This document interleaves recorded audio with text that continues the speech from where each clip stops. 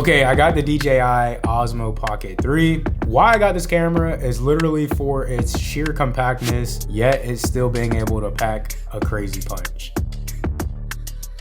This video, I'm going to be talking about my initial impressions with this camera. I've had it for under a week, and I wanted to give you guys my thoughts and opinions on why I think DJI is onto something. So back in 2018, DJI released the original Pocket, the Pocket 1, if you will. And I remember watching videos back in the day about that camera. I never picked it up, but I was like, just give this camera some time, let DJI, get all the tweaks and quirks out and build this camera into something better. And here we are 6 years later with the Pocket 3. And I really think they are coming true to their promise of a truly pocketable camera that is not only super small and compact, but is feature packed and actually produces really good images. So as of late, I've been traveling pretty heavy. I've been wanting to just get out into the world, go see what the world has to offer. And I don't plan on stopping anytime soon. One goal I have while traveling is to, not only experience the amazing experiences,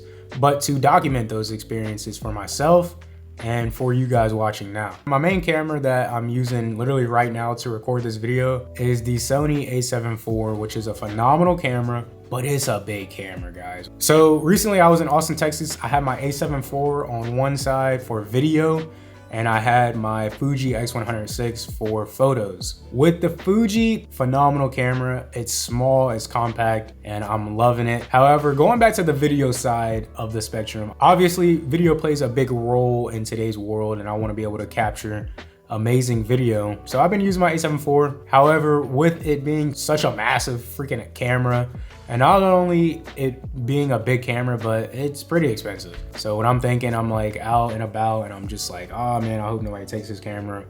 I hope I don't drop it, yada, yada, yada. So if only there was a camera that recorded amazing video and was super compact. Enter the Pocket 3.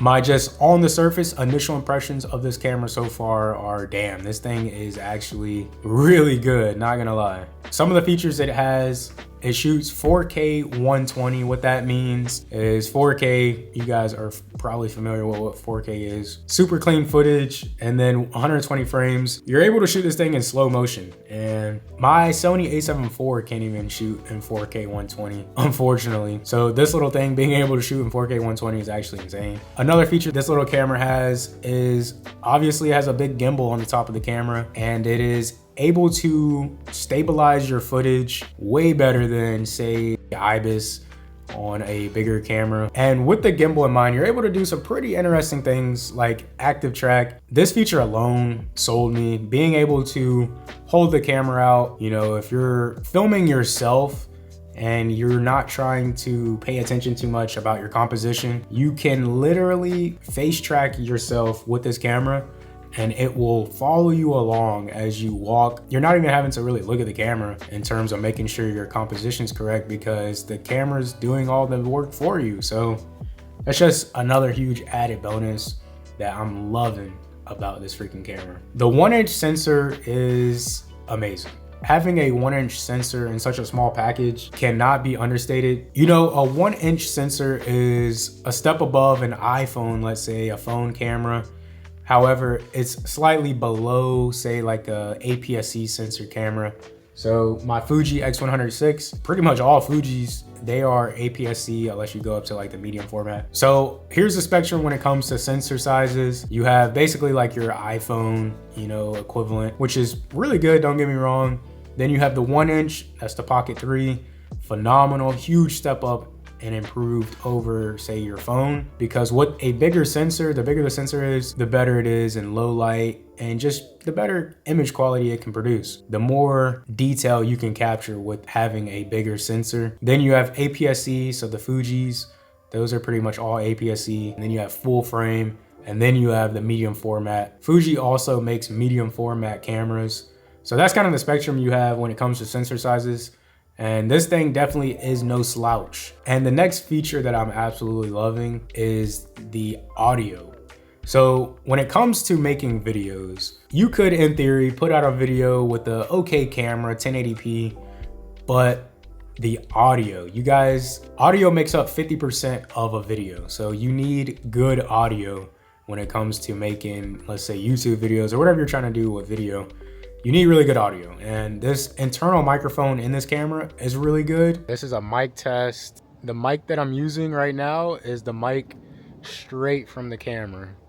So the body of the camera, not the wireless mic. However, they take it a step above by, if you buy the creator combo, which this is the creator combo, it comes with not only the camera, the extra battery, so you're able to use this camera a little longer with the extra battery grip, and then it comes with a wireless mic. All right, we're using the wireless mic that comes with the creator combo. As you guys can see, a little wireless mic. But yeah, if you're out vlogging, don't mind my hammock right here. It's literally air drying. I had to put it in the washer. But yeah, a little test with this mic. I just tested out the other mic, and I think it sounds pretty good. This one does do 32-bit float recording, so just keep that in mind. But we got the face track. The sheer simplicity of having the wireless mic all being, you know, Bluetooth enabled. So as soon as you turn on the camera, you turn on the mic, it just pairs up. It's like magic. You don't even really have to think about it. And then that mic can record 32-bit float, which is really good. And obviously, I would say another feature in of itself is the size of this thing. You can't understate the size of this camera. Lately, I've been just trying to keep my pack as small as I can wherever I travel. I want a really good video camera. I want a really good photos camera, but basically as small but mighty as I can get them, because I like traveling light. I don't like traveling with a bunch of gear. I feel it kind of draws attention to yourself. I like being kind of a fly on the wall, just doing my thing without drawing too much attention. And I've been using this bag right here. This is the Alpaca 1.6 liter bag. And I've been carrying my Fuji in it, carrying my phone in it. It can carry all my Fuji accessories, my 2 batteries, a couple SD cards, the charger, all that good stuff in here. I was like, oh man, I hope I'm able to fit this Pocket 3 in this bag. And little do you know, it all fits in there perfectly. Not only is my Fuji able to fit in this, the Fuji X100VI with all its accessories, but I'm able to fit the Pocket 3 with all its accessories as well. So super small little sling, little crossbody bag with basically everything I need to take amazing images and amazing video. I think the size, they've hit the nail on the head with the size of this freaking camera. And I'm very much so drawn to that. That's what drew me in the most about this camera, was its size, and then its, you know, amazing spec sheet. And lastly, we cannot overlook being able to shoot and log with this camera. So if you guys are not familiar, what is log? With this camera that I'm using right now, the A7 IV, 100% of the time when I'm using this camera and I'm using it for video, I'm shooting in log. S-Log3 is the picture profile for Sony.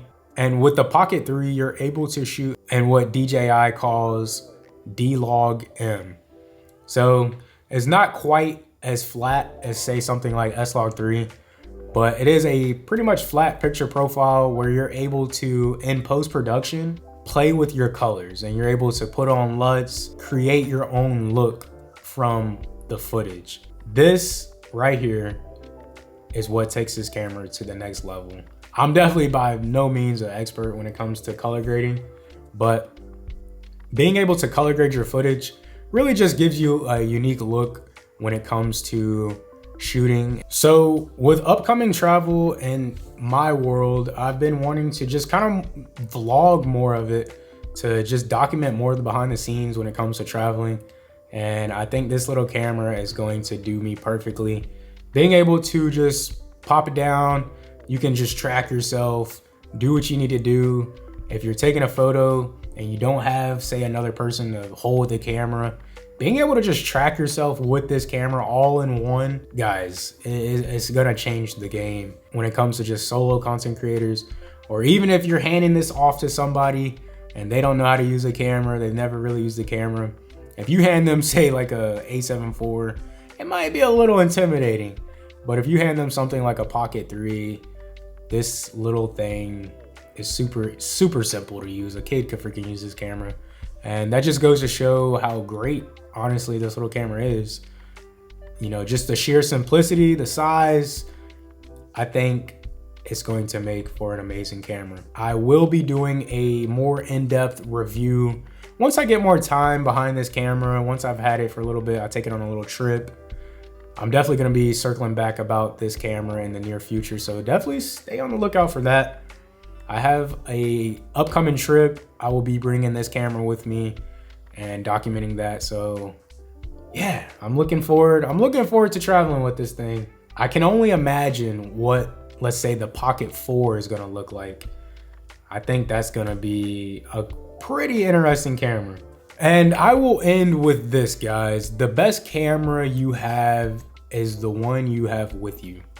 You know, if you're out and about and you left your camera at home because it's too big of a camera, you don't feel like bringing it out, you don't want it to get stolen, you don't want to drop it and damage it, you don't have your camera. The best camera is the one that you have with you. And I truly, definitely learned that lesson with buying my Fuji X100VI. And I think this is gonna be a great companion to my Fuji X100VI. You know, being able to just have such a portable, small little package, barely takes up any space, is going to allow you to capture those moments you might have missed because your big camera was at home. And don't get me wrong, I don't think I'm gonna be selling my A7 IV anytime soon.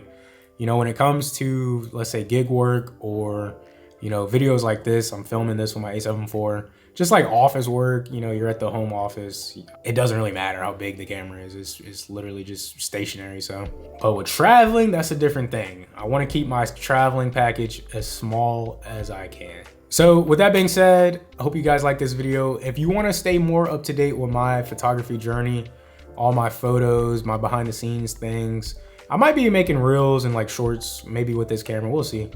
But go check out my Instagram.